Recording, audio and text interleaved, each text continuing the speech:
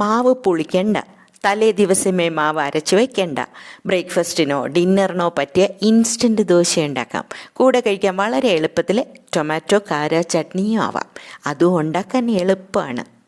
1/4 cup sambar പരിപ്പ്, കൂടെ 1/4 cup കടലപ്പരിപ്പ് 1 മണിക്കൂർ സോക്ക് ചെയ്യാം.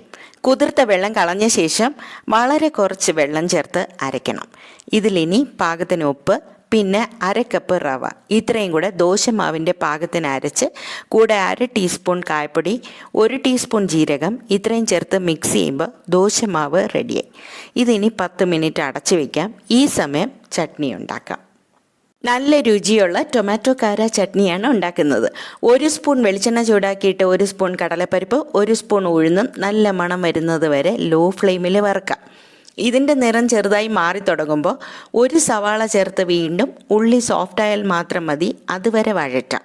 ഇനി 1 ചെറിയ പീസ് ഇഞ്ചി, കൂടെ 5 വെളുത്തുള്ളി, പിന്നെ എരിവിനനുസരിച്ച് മുളകും ചേർത്ത് വീണ്ടും വഴറ്റി മുളകിൻ്റെ നിറം മാറി വരുമ്പോൾ 3 ടൊമാറ്റോ തിന്നായി സ്ലൈസ് ചെയ്ത് ചേർത്ത് കൂടെ പാകത്തിന് ഉപ്പ്, 1 ചെറിയ പീസ് പുളി, അതുപോലെ ടേസ്റ്റ് ബാലൻസ് ചെയ്യാനായി 1 ചെറിയ പീസ് ശർക്കരയും ചേർത്ത് വഴറ്റി നന്നായി തണുത്ത ശേഷം അരച്ച് ചട്നി ആയിക്കഴിഞ്ഞാൽ ടേസ്റ്റ് എൻഹാൻസ് ചെയ്യാനായി 1 സ്പൂൺ വെളിച്ചെണ്ണ ചൂടാക്കി കടുക്, മുളക്, കറിവേപ്പില ഇത്രയും വറുത്ത് ചേർക്കാം. ഈ ചട്നി കഴിക്കാൻ നന്നായിരിക്കും.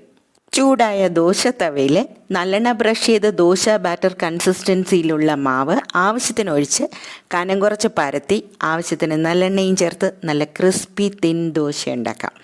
ഈ ദോശ മാത്രമായി കഴിക്കാൻ നല്ല രുചിയാണ്. ഇവിടെ ഇപ്പോൾ ടൊമാറ്റോ കാര ചട്നി നന്നായി മിക്സ് ചെയ്ത് ദോശയുടെ കൂടെ കഴിക്കാം. പെട്ടെന്നുണ്ടാക്കാം, കഴിക്കാൻ നല്ല രുചിയാണ്, ആരോഗ്യ ഗുണങ്ങളുമുണ്ട്.